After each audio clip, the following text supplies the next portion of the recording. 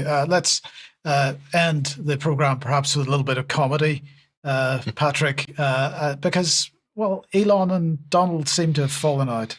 It is comedy, but it's also kind of dead serious on another level, which we'll get into. But we'll bring this up on screen here, and I think it's pretty clear here. There is the Doge father, and the 47th president, Donald Trump, and it looks like, Mike, the honeymoon is well and truly over. It really is. It appears like that anyway. If they kiss and make up after this, I will be incredibly surprised and impressed. But this is basically, we talked about this last week, that Elon's sort of having, buyer's remorse on Doge, and the big, beautiful bill, it's running a huge budget deficit. And apparently Elon's taking huge umbrage to this here. And this is kind of escalated. We'll bring up some of the escalation. So this was basically what happened this morning. There is Elon Musk, and so Ian Miles Chong, who's like a surrogate on X of Musk, said, "President versus Elon, who wins? My money's on Elon. Trump should be impeached,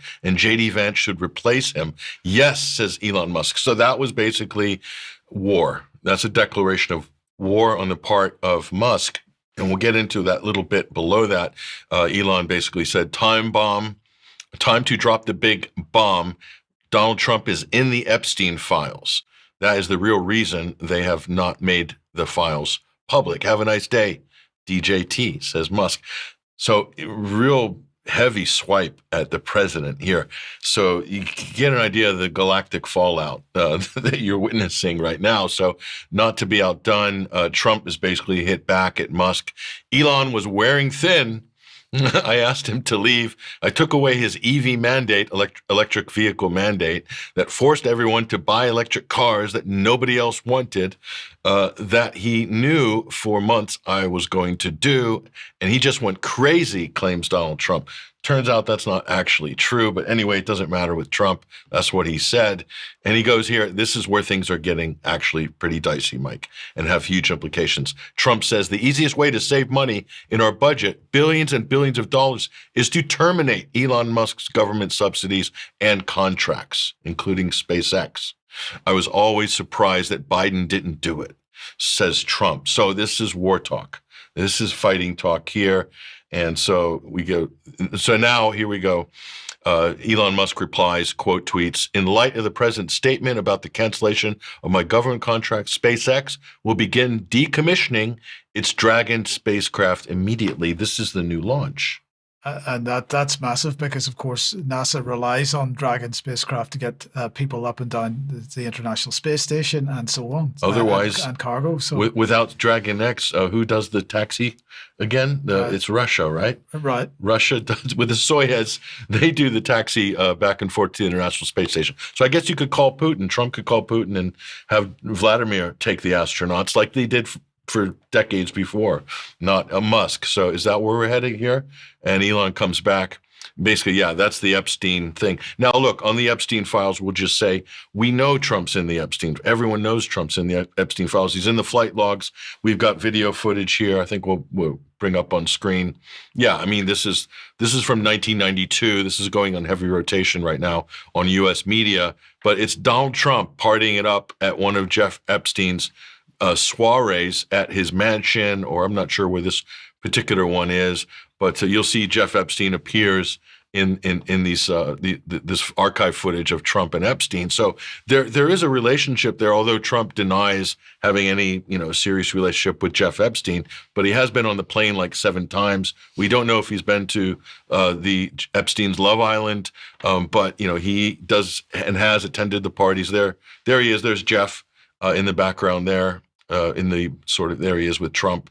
That's Epstein. So, I mean, that's kind of where things are at on this. So this has huge implications, Mike, in terms of fallout. Okay. But aside from SpaceX, the other question is about Starlink, because Starlink has been absolutely key to the Ukraine conflict. And the question then is, if they withdraw that contract, where does that leave Ukraine? Well, where does that leave Ukraine? Starlink has become basically a pivotal tool for empire in all conflict zones: Sudan, the Middle East, Yemen, all the subterfuge and behind the lines sabotage, it's all dependent on Starlink. The entire Ukrainian army, as Elon Musk himself has admitted, is based on Starlink. So we'll take that footage off the screen for a moment, Mike, but it's all based on Starlink. And this operation that we saw, these drone attacks by Ukraine with the help of Western intelligence, how did they do the link up on that? Was it Starlink? We don't know. Is that classified?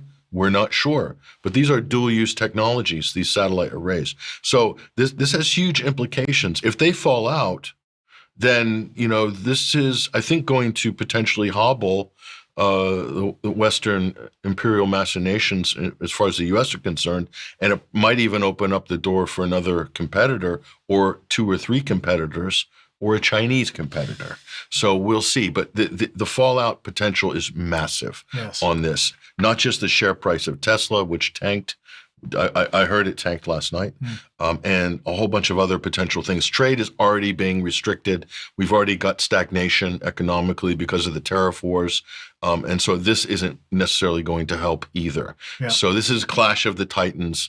We'll see how many dead bodies end up on the pitch by Monday. Yes, indeed. Okay, look, we're going to have to leave it there for today. I'm going to say thank you very much to Mark, to Patrick, especially to Clarenberg for joining us today. Thank you all for watching.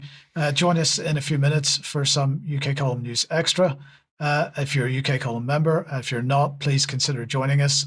Thanks to everybody that does support us in that way. Have a great weekend. We'll be back at 1 p.m. as usual on Monday. See you then. Bye-bye.